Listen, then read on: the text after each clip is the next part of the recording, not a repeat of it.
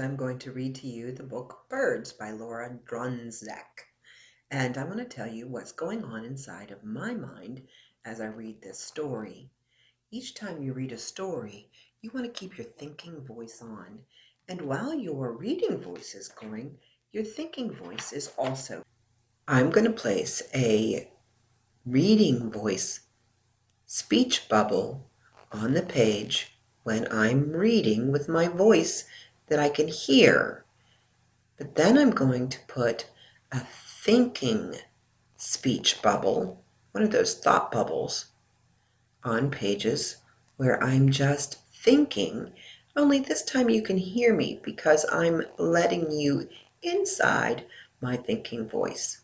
Watch for the reading bubble and the thinking bubble, and you will know if I'm really reading or if I'm just thinking about what I'm reading. So let's get started. The book Birds by Kevin Hanks and illustrated by Laura Dundrick. In the morning, I hear birds singing through the open window. I love it in the springtime when birds come and they really are loud in the morning, but it makes me feel happy. It reminds me of beautiful warm breezes. Birds can be yellow or blue or brown or red or even green, I think. Look at that beautiful picture. It shows all the, hey, I know that bird. It's a cardinal. And that one's a goldfinch. That one sort of looks like a bluebird. Maybe that one's a starling. Sometimes they are so black that you can't see their eyes or their feathers, just their shapes. That's called a silhouette. I've heard of that before. I see a silhouette anytime they're flying high in the sky. Birds can be big or little or any size in between. I think I know all these birds. That pink one's a flamingo. That little one's a hummingbird.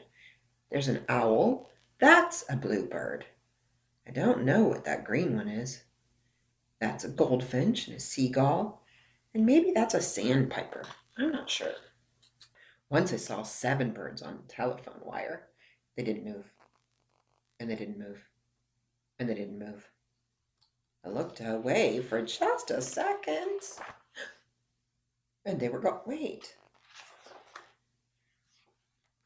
Oh, I get it. They flew away. I've had that happen before.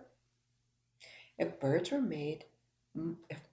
made marks with their tail feathers when they flew, think what the sky would look like. Did they dip their tails in paint or something? That's funny. If clouds were birds, the sky would look like this or this. Oh, it's so much fun to look up at the clouds and imagine what they could be. I've seen big turtles before. Sometimes in winter, a bird in a tree looks like one red leaf left over. That's a cardinal. I love to see cardinals in my pine trees in the back. They look so pretty. If there are lots of birds in one tree and they all fly away at the same time, it looks like the tree yelled, "Surprise!"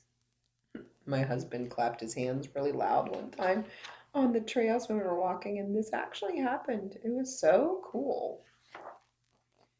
If I were a bird, wait, what? That would be fun to be a bird for a while. If I were a bird, I'd ask where all the other birds go. When it's stormy and they can't get home to their nests, where do they go? Wait a minute. If you got stuck out in the storm, that would be sad. Do you see birds in the storm?